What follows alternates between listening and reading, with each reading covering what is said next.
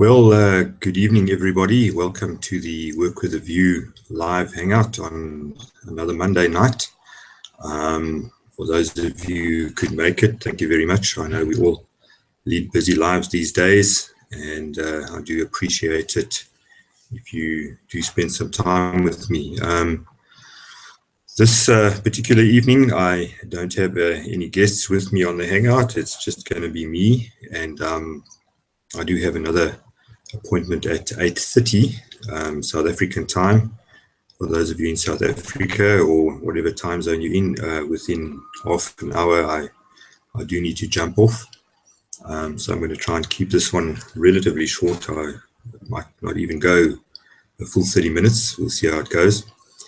But for those of you who may have seen me basically promoting tonight's hangout, I've entitled it the 7 Prosperity Life Hacks.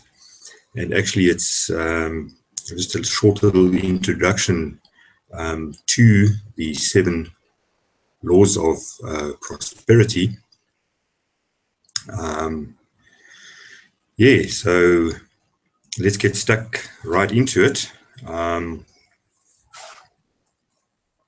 very first law is known as the vacuum law of prosperity. Okay, actually, just before I get going, I think the reason why many of you or some of you might find these interesting is that you'll find that amongst them are not the sort of usual things that everybody teaches you, what you need to do to be successful. And I'm not discounting any of the sort of usual stuff that we get taught out there. Things like getting yourself skilled up for whatever you want to do as a profession or as a vocation. Obviously, in other words, putting in the time to study it and get the skills. Things like being punctual at work, being diligent in your work, trying your best, and all that kind of thing. And you'll actually find that the 7 principles or laws that I'm going to mention here tonight don't actually include any of those stuff, but we do assume that all of those things are in place, and I'm not discounting any of that, and that those things are also important. But you may be doing all of that and still finding that you're just not making that breakthrough, getting that sort of those kind of satisfactory results that you would like to get. And as such, you might be wondering why. And I think going through these 7 principles tonight might give you some clues and a little bit more insight into why you're possibly not getting the kind of success that you feel you deserve for all your hard work and the hours you put in and your diligence and your consistency and all that kind of stuff. Okay, so the very first one then is called the vacuum law. And I'm going to be doing some reading as well, some things that I've jotted down. Nature abhors a vacuum, and since the inherent nature of the universe is good, a vacuum will always be filled with good. So one of the fastest ways to manifest prosperity in your life is to create vacuums. Okay, and just to give you some examples, then real life examples of that. Let's say, for instance, you've been wanting to replace your lounge suite or your couch or something like that, and you've just never been able to raise the money at the right time. There've always been other priorities as the monthly income comes in, or whatever business you're in, you just haven't been able to replace that couch. Now, the law of vacuum states that obviously, if that couch is still there, you are never going to replace it. So sometimes the best thing to do is to just get rid of the old one anyway. And then it's quite amazing what happens is that let's call it the universe or the law kicks into action. And before you know it, you are easily able then to find the funds and the means and the resources to go ahead and replace that old couch or that old lounge suite. And that goes the same, it applies the same for, let's say, you've you'd like to get a new jacket or a new set of clothes or new shoes or whatever, the best thing sometimes to do, if you find you're just not getting around to it, is to actually go ahead and give away or sell off the pair that you have or the jacket that you have, give it away to charity or something, and then almost as if by magic you will find the ways and the means to get the new one that you want. And I think that even applies sometimes, or possibly, I mean, the law just works on everything. You might be in a job that you're not happy with, you're not satisfied with, and you don't want to let go of that one until obviously you find something else. But sometimes you just have to make that leap of faith, and it's really about, the vacuum law is about be willing to let go of what you have to get what you want. Okay, so that's the first law. The first prosperity law then is the vacuum law. Okay, law number 2 then is known as the circulation law. And in this particular case, think of prosperity as a brisk flowing river. The river never stands still, it's always moving. Now think of an eddy or a little pool on the side of that river where the water pools in one place, stationary and stagnant. The law of circulation that governs prosperity operates the same way. In other words, miserly hoarding leads to recession. So, I mean, just comparing a vibrant flowing river that's always bubbling and the water always looks fresh and oxygenated and the fish enjoy living in it, compared to a stagnant dam where, all kinds of undesirable things start growing, and it fills up with all kinds of pollution and that, because the water isn't flowing. And I think you can even compare, sometimes it's nice just to have a fresh breeze blow through your neighborhood and sort of clean things up. Okay, so that's what the circulation law is all about. And I think you even find that in times of, when people start panicking in an economy, everybody withholds their spending. And of course, I don't encourage that people spend when they shouldn't or can't afford to or anything like that. But sometimes people just comment, and I know my wife is an estate agent, and she comments from time to time how people battle to get a loan. It's almost as if the banks are holding back, and without getting the sort of currency or the money flowing, you go into some like sort of a state of recession or stagnation. And it always reminds me of a story in a little small town hotel where a stranger came into town, and he was having a look for a place to stay. And he said to the attendant on duty at the counter downstairs, he has $200, just hold on to this, I'm going to have a look at the rooms. And he went upstairs to inspect the hotel and decide whether it was a good place to stay. And immediately the guy at the counter grabbed the 200 Rand or $200 and ran next door and went and paid off the $200 he owed to the butcher. Okay. At the $200, he ran across the road to the barber who had been getting haircuts from the barber shop for a long time, and they're not paying him, and so he went and settled that debt with the $200. The barber ran back across the street to the hardware shop and went and settled with the owner of the hardware. Okay, and then the owner of the hardware ran back into the hotel. He had had some family stay over in town, and they had spent a night or two in the hotel, and he hadn't paid that yet, so he gave that back to the guy at behind the counter at the hotel. And just then the stranger came back from downstairs, and he had decided that no, he's not going to sleep over that night, and took his $200 and went on his way. So basically what had happened there is you've seen the circulation law in action. Everybody had been paid off, everybody had their debts cleared and sorted out. But in this particular case, no one was any richer. But that is the point about the circulation law. Sometimes, you can't just hold on to something.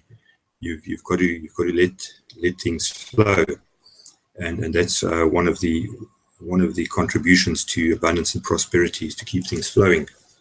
So that was the circulation law then. Number 3 is called the imaging law. Prosperity, like all forms of success, is created in the mind first. When you imagine things in your conscious mind, you are programming your subconscious mind to manifest them on the physical plane. For an example, for instance, let's say you really want, you fancy a particular kind of car, okay? What are you doing in your mind to actually get hold of that car?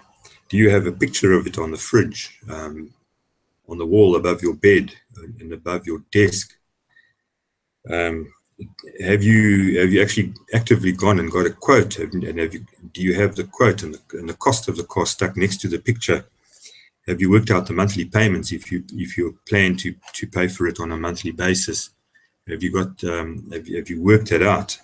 In other words, how much emotion have you actually put into acquiring that car? Do you know what the color is? Do you know what the model is? Do you know what extra trimmings you want on it? Have you gone into all that kind of detail? And they say the more detail you go in on something like that in your mind, the better chance of you actually getting it. And I'm sure a lot of you can actually maybe identify with that and therefore understand how this imaging law works. Okay, so that's law number 3, the imaging law of prosperity. Okay, number 4 then is the law of ideas. If you can think of an idea, you can manifest it. Everything that exists today was first an idea in someone's mind. I remember as a kid, we used to enjoy playing sort of science fiction stories. Back then it was all science fiction. It only happened in the movies, where you could actually talk to somebody at quite a distance away. And obviously in the science fiction movies, they talk about other planets and you can communicate. But for us, even, it was just the idea of being able to picture to somebody else, and you could talk to each other face to face and actually see each other. It was all just science fiction, and I honestly thought back then that that's something that we'd never see.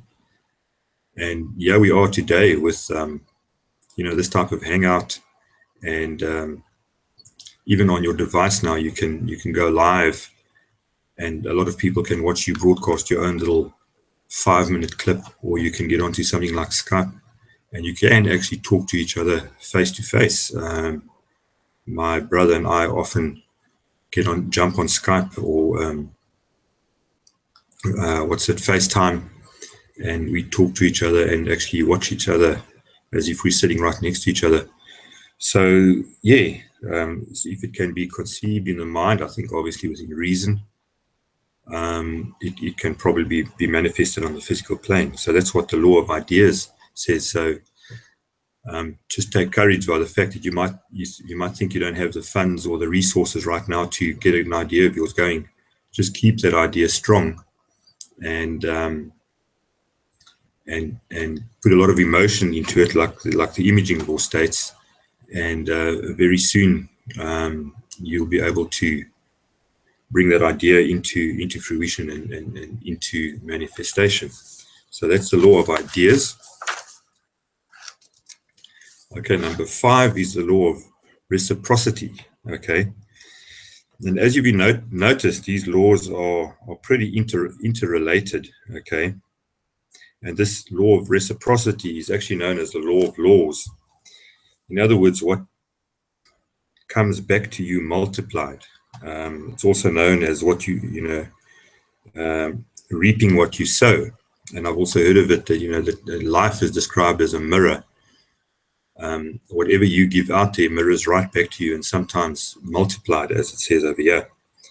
And another thing, you cannot outgive the universe.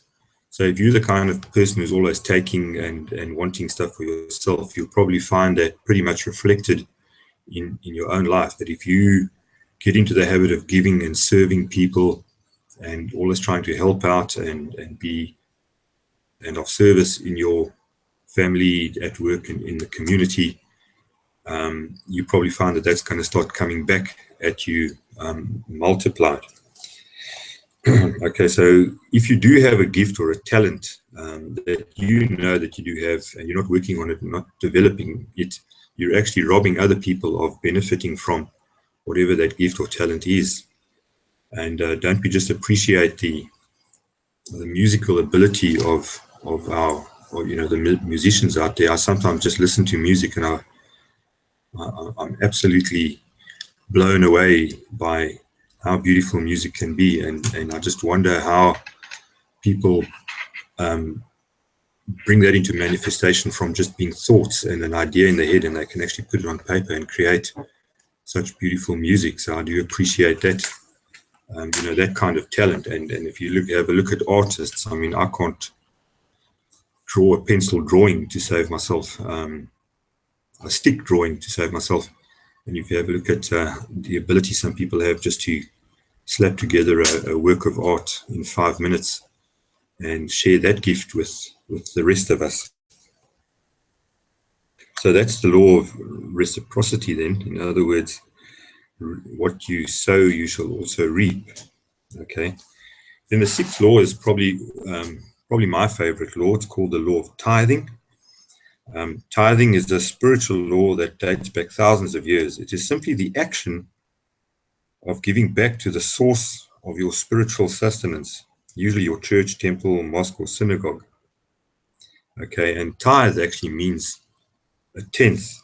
So tithing is giving back 10% of what comes to you, but not necessarily to the same source. Like if your boss gives you your salary, you don't give 10% of your salary back to him, but you do tithe it to your source of spiritual sustenance. And in that way, you actually also then, in a sense, keep the law of circulation going. Okay, so as you can see, all these laws do actually sort of tie up with one another as well. Okay, and I think this tithing law is probably one that really needs a huge leap of faith, you know, to receive your salary or your income, and then to be prepared to give 10% of it away or pay it forward to possibly someone or some organization, some church or spiritual entity that you possibly don't feel deserves it, can be a huge leap of faith. But I do think that this particular law, the law of tithing, is possibly the one that could be, or let's say if you're not applying this one, it's possibly the one that could be holding you back more than anything else. And you know, I do suggest that you seriously consider getting into tithing. And I'm not dictating who you tithe to or what you tithe to, but just considering the actual principle. Sorry, I've got a bug here. Okay, so that then is the law of tithing. And then also creates a ripples of reciprocity. Okay, so as once again, you can see that these laws all sort of interact and work together with one another. Okay, so number 6 then is the law of tithing. And then the 7th one may also come as a bit of a surprise to people. It's the law of forgiveness. If you cannot forgive, you cannot accept abundance. Okay, that might be a statement that many may want to argue on, but I think if you think about it deeply enough, you'll see the value and the wisdom in it. Okay, if you cannot forgive, you cannot accept abundance. And I've got 3 steps here that I'd like to suggest that you consider. First step is mentally forgive everyone you're out of harmony with. There might be, obviously, I think we all have people who we feel have offended us and have done us wrong. People, organizations, whatever. Be prepared or mentally forgive anybody that you're out of harmony with. Step number 2 might also come as a surprise, and that is mentally ask for forgiveness from those that you have harmed. Okay, you may want to take it a step further and physically actually go and ask for forgiveness or amend things and do what you can. Sometimes you've done things that cannot be undone, but at least mentally ask for that forgiveness from those people and make peace with it, if you cannot actually undo something like that. And then I think, of course, the third one is learn to forgive yourself. I think there are so many people who are probably stuck in a rut and cannot move forward because they cannot forgive themselves. They've offended themselves, or they've let themselves down in some way or other, and they just feel that they cannot go ahead and forgive themselves. But the 7th law of prosperity, the law of forgiveness, does kind of demand that you learn to forgive yourself as well. Okay, so those are the 7 laws then, and as I said, you might find them surprising. I'll just quickly, by way of wrapping up, I'll just go through them all again. The first one was the vacuum law. In other words, create vacuums. If you've got something in your hand, you cannot put something else in your hand unless you get rid of what's in your hand already. Okay, so if there's something that you're not entirely happy with, get rid of it to make way for something better. Okay, that's the vacuum law. The circulation law is keep things moving, keep things flowing.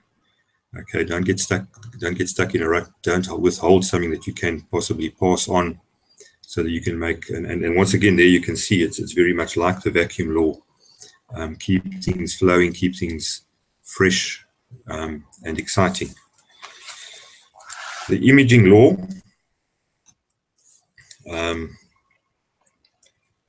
obviously, once again, there, everything that does exist was first created in the mind.